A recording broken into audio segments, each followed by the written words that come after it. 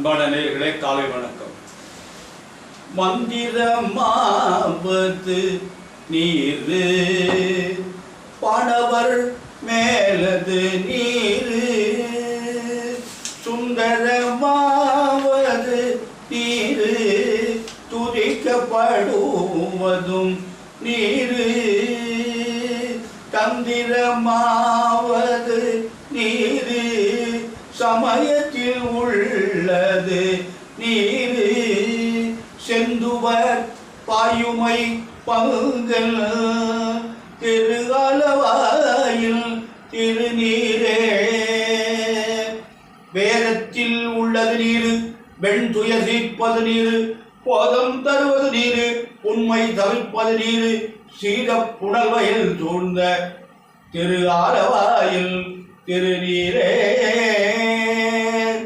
அன்பு சார்ந்த நேயர்களே, ஆனி மாதம் 16ஆம் நாள் திங்கட்கிழமை, பஞ்சமி திதி 1:30, பின்னாடி சஷ்டி திதி, மக நட்சத்திரம் 11-14 காலை, பின் பூர நட்சத்திரம், மரண யோகம், பின்னாடி சித்த யோகம்.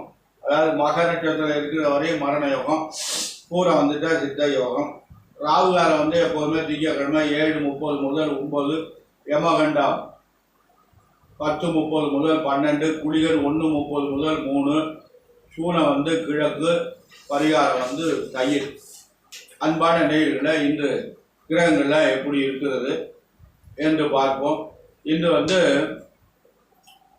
சுக்கிரன் மாறிட்டார். சுக்கிரன் ரிஷபத்துக்கு சொந்த வீட்டுக்கு வந்துட்டாரு.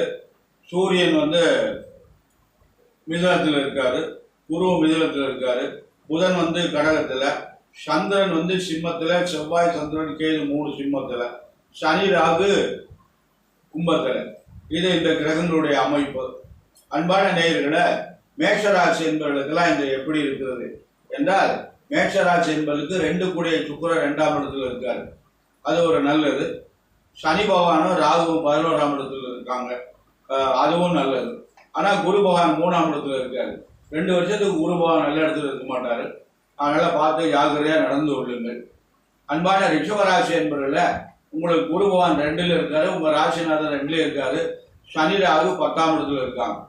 அது உங்களுக்கு நல்ல அமைப்பு. அது அதனால் ரிஷபராசி என்பவர்களுக்கு நல்ல நாள், நல்லதெல்லாம் நடக்கும். அவங்க தகுதிக்கு தேவைப்படி நல்ல காரியங்கள்லாம் பூர்த்தி பண்ணிக்கலாம். மிதுன ராசி என்பதில் உங்களுக்கு குரு பகவான் ஜென்மத்தில் இருக்காரு. ஜென்ம குரு இடமாற்றங்களை கொடுப்பார்.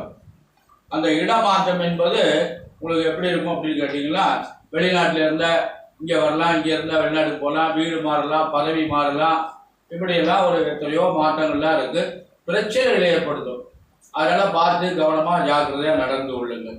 அன்பான கடகராசி என்பதில் உங்களுக்கு குருவான் சரியில்லை, 12ஆம் இடத்துல இருக்கார் குரு.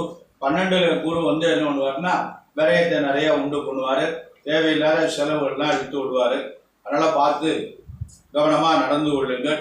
அதனால் மிதுன ராசி கடகராசி என்பவர்கள்லாம் வியாழக்கிழமை தோறும் தட்சிணாமூர்த்திக்கு அர்ச்சனை பண்ணுங்க, நல்லதே நடக்கும், நல்ல காரியம்லாம் நடைபெறும். அன்பான சிம்ம ராசி என்பவர்களை உங்களுக்கு குரு பகவான் 11ஆம் இடத்துல லாபஸ்தானத்தில் இருக்காங்க, நல்ல இடத்துல இருக்காங்க. ஆனால் சனி ராகு 7ஆம் இடத்துல இருக்காங்க. மனைவியுடைய உடல்நிலையில ரொம்ப கவனமாக இருக்கணும், ஆரோக்கியம் ரொம்ப முக்கியம். அன்பான சிம்மராசி என்பவர்களுக்கு நல்ல நாள், நல்ல காரியம்லாம் நடைபெறும். கன்னிராசி என்பவர்களை உங்களுக்கு குருவான் 10ஆம் இடத்துல இருக்காரு, கெட்ட பேர் ஏற்படும். அதனால் நீங்கள் என்ன பண்ணுறீங்கன்னா, ரொம்ப ஜாக்கிரதையாக நிதானமாக பொறுமையாக இருந்துங்க. ஒரு இடத்துல வேலை பார்த்தீங்கன்னா மேலதிகாரிட்ட கொஞ்சம் பணிவாக நடந்து கொள்ளுங்கள். நீங்கள் தவறு பண்ணாட்டாலும் கூட தவறுன்னு சொல்லிட்டா கூட சரி நான் திருத்திக்கிறேன்னு சொல்லிடுங்க. வாடிக்கையாளர்கிட்ட ரொம்ப கவனமாக நடந்து கொள்ளுங்கள், ரொம்ப பொறுமையாக நிதானமாக நடந்து கொள்ளுங்கள், வேற ஒன்றும் பயப்படாதீங்க. அதனால் ஜாக்கிரதையாக நடந்து கொள்ளுங்கள். சனி ராகு உங்களுக்கு 6ஆம் இடத்துல இருக்கிறது நல்லது பண்ணும். துளாராசி என்பதில் உங்களுக்கு குரு பகவான் 9ஆம் இடத்துல இருக்கார். குரு எந்த இடத்துல இருப்பதை விட 9ஆம் இடத்துல குரு இருந்தால் எல்லா யோகங்களையும் செய்வாங்க அப்படின்னு சொல்லுவாங்க. நல்லதே நடக்கும், நல்ல காரியங்கள் தான் நடைபெறும். கவனமாக நடந்து கொள்ளுங்கள். உங்களால் முடிஞ்ச நல்ல காரியத்தை பூரா பண்ணலாம். விருச்சிக ராசி என்பதில் உங்களுக்கு குரு பகவான் 8ஆம் இடத்துல இருக்கார். நீங்கள் தயவு செஞ்சு புதுசாக எதையும் செய்யாதீங்க, புதிய முயற்சிகள்லாம் பண்ணாதீங்க, யார் சொன்னாலும் எதுவும் கேட்காதீங்க.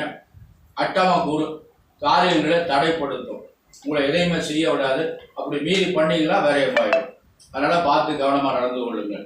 அன்பான தனுசு ராசி என்பதில் உங்களுக்கு நல்ல அருமையான நாள். சனியும் ராகு 3ஆம் இடத்துல இருக்கு, குரு 7ஆம் இடத்துல இருக்கு. திருமணம் நடைபெறும், வீடு வாங்கலாம், இடம் வாங்கலாம், வேலைக்கு போகலாம், வெளிநாட்டுக்காக போகலாம், தொழில் ஆரம்பிக்கலாம். அவங்களுக்கு என்ன தகுதி என்ன தேவையோ அந்த காரியங்களை கூட இப்போ செய்யலாம். அதுக்குடைய வாய்ப்புகள் பிரமாதமாக இருக்குது. தனுசு ராசி என்பவர்கள் யாருக்குதே கவனமாக நடந்து கொள்ளுங்கள். தனுசு ராசி என்பவர்கள் திறமையானவர்கள், கெட்டிக்காரங்க தான். அதனால் கவனமாக நடந்து கொள்ளுங்கள், நல்ல முன்னேற்றம் இருக்கிறது. அன்பான மகர ராசி என்பவர்களை உங்களுக்கு 7.5 சனி இருக்கிறது, அதனால் பார்த்து ஜாக்கிரதையாக நடந்து கொள்ளுங்கள். குரு உங்களுக்கு 6ஆம் இடத்துல இருக்கார், அதுவும் சரியில்லை, ஆரோக்கியம் கெடுறதுக்கு வாய்ப்பு இருக்குது. அதனால் பார்த்து ஜாக்கிரதையாக நடந்து கொள்ளுங்கள். கும்பராசி என்பதில் உங்களுக்கு நல்ல அருமையான நாள். உங்களுக்கு 7.5 நடக்குது, இருந்தாலும் குரு பகவான் 5ஆம் இடத்துல இருக்காரு. நல்லதெல்லாம் நடக்கும், அதாவது கஷ்டத்துக்கு இடையில நல்லது நடக்கும். அப்படி ஏன்னா 7.5 சனி வந்து கஷ்டத்தை கொடுத்தோம். அதனால் முதல் சுற்று 2வது சுற்று 3வது சுற்றெல்லாம் கணக்கு இருக்குது. அதுக்கு தக்கபடி அவங்க வயதுக்கு தக்கபடி நடக்கும். அதனால் பார்த்து கவனமாக நடந்து கொள்ளுங்கள். மீனராசி என்பதில் உங்களுக்கு 7.5 நடக்குது, ஜாக்கிரதையாக நடந்து கொள்ளுங்கள். விரைய சனி தேவையில்லாத செலவுகளை எடுத்துவிடும், நல்ல செலவாக பண்ணுங்க, இறைவனை வழிபாடு பண்ணுங்க. குரு பகவான் 4ஆம் இடத்துல இருக்காரு, இருந்தாலும் அவர் என்ன பண்ணுறாருன்னா 10ஆம் இடத்தை பார்க்குறாரு, தொழிற்சானதை பார்க்குறாரு. உங்களுக்கு நல்ல அமைப்பு ஏற்படும். அன்பான மீனராசி மகர ராசி கும்பராசி என்பதில் உங்களுக்கு 7.5 தாக்கம் இருக்கிறது. அதனால் நீங்கள் ரொம்ப கவனமாக பொறுமையாக நிதானமாக நடந்து கொள்ளுங்கள். சனிக்கிழமை தோறும் விரதமாக இருக்கும். விரதம்னா என்ன அப்படின்னா பட்னியாக கிடக்கிறது விரதம் இல்லை, பட்னியாலாம் கிடக்க வேண்டாம். அதாவது அசைவம் சாப்பிட்றவங்க அதை நிப்பாட்டிடுவோம், சைவம் சாப்பிட்றவங்க முடிஞ்சுன்னா ஒரு வேளை பட்னியாக இருக்கும். இல்லைன்னா சுத்தமாக தலையை ஸ்நானம் பண்ணிட்டு அடியாக ஆச்சாரமாக வீடுவாசலாம் சுத்தம் பண்ணி சனிக்கிழமை அன்னைக்கு புதுசாக சமையல் பண்ணி சாப்பிடுவோம். சனி பகவானுக்கு எள்ளு தீபம் ஏற்றுவோம். எள்ளு சாதம் வடித்த உடனே எள்ளு பொடி போட்டு காக்காய்க்கு கொண்டு வைங்க. சனி பகவானுக்கு அர்ச்சனை பண்ணுங்க. வன்னி பாத்திரம் கிடைச்சுன்னா அதனால அர்ச்சனை பண்ணுங்க. இந்த கோளறு திருப்பதியம்ங்கிற ஒரு பதியம் இருக்கு, அந்த பதியத்தை சனிக்கிழமை தோறும் காலை மாலை பாராயணம் பண்ணுங்க. 7.5 பகவானுடைய தாக்கம் வந்து உங்களுக்கு அதிகமாக இருக்காது, குறையும். நம்ம குறைஞ்சா நல்லது தானே. ரொம்ப கஷ்டப்படுறது தலைவலிக்குது அப்படின்னா தாங்க முடியாமல் வளைச்சா கோளாறு, தாங்குற அளவுக்கு தலைவலிச்சுன்னா ஒன்றும் பண்ணாது. அதனால அதுதான் செய்யும். அன்பான நேயர்களை நாம் வந்து கவனமாக நடந்து கொண்டோமையானால் நம்முடைய வாழ்க்கையில் நல்ல முன்னேற்றங்கள்லாம் ஏற்படும். பரிகாரம் பண்ணுறதுனால ஏதாவது நமக்கு நன்மைகள் ஏற்படுமா? எனக்கு தெரிஞ்ச வர பரிகாரம் முறையாக பண்ணுறது இல்லை. பரிகாரம் பண்ணுறதுனால நமக்கு ஏதாவது நன்மைகள் ஏற்படுமா அப்படின்னா அதெல்லாம் இல்லை. இன்னைக்கு உலகத்தில் என்ன நடக்குது அப்படின்னா நிறைய தவறான பலன்கள் தான் சொல்கிறாங்க. அதாவது தவறான பலன்களை சொல்கிறாங்க, அதை நம்பிக்கிட்டு இவங்களுக்கு பிரமாதமாக இருக்குது, அப்படியே யோகம் அடிக்க போகுது அப்படின்னு சொல்கிறத கேட்டுக்கிட்டு இவங்க எதிர்பார்த்து கொண்டு இருக்கிறாங்க. அதனால் அவங்க சொல்கிற பரிகாரத்தெல்லாம் பண்ணுறாங்க. அந்த மாதிரி தவறான பரிகாரத்தெல்லாம் எதுவும் செய்யாதீங்க. நிறைய ஒரு முக்கியமான தகவல் சொல்கிறேன் அன்பான நேயர்களை.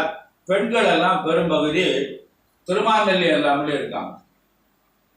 ஏன்னா அந்த ஜோடர்கள் கூட என்ன பண்ணுறாங்கன்னா தாலி கட்டின நேரம் செய்யல கழட்டி வைக்கணுமோ, குழந்தை இல்லைன்னா தாலி கட்டின நேரம் செய்யல திருமணத்தை கழட்டி வைக்கணுமோ, குழந்தை பிறந்தோம் அப்படின்லாம் சொல்கிறாங்க. இது வந்து பெரிய முட்டாள்தனமான கருத்து. அந்த மாதிரிலாம் இருக்காதீங்க. குழந்தைக்கு நேரம் செய்யலைன்னா இந்த குழந்தைய வேற வீட்டில் கொண்டு விட்டுருங்க, அப்பா மூஞ்சியில குளிக்காதீங்க அப்படிங்கிறாங்க. அப்பாவும் பிள்ளையும் ஒரே இடத்துல இருக்கக்கூடாது அப்படிலாம் சொல்கிறாங்க. அந்த மாதிரிலாம் இருக்குது. ஒரே வீட்டில் வந்து அப்பாவும் பிள்ளைக்கும் ஒரே நட்சத்திரம் ஒரே ராசி இருக்கக்கூடாது, அந்த மாதிரிலாம் இருக்கக்கூடாது. அந்த காலத்தில் கூட்டு குடும்பமாக இருந்தாங்க. ஒரு 20 பேர் குறையாம ஒரு வீட்டில் இருந்தாங்க. எப்படியும் 4 பேருக்கு ஒரே நட்சத்திரம் ஒரே ராசி இருக்கும்.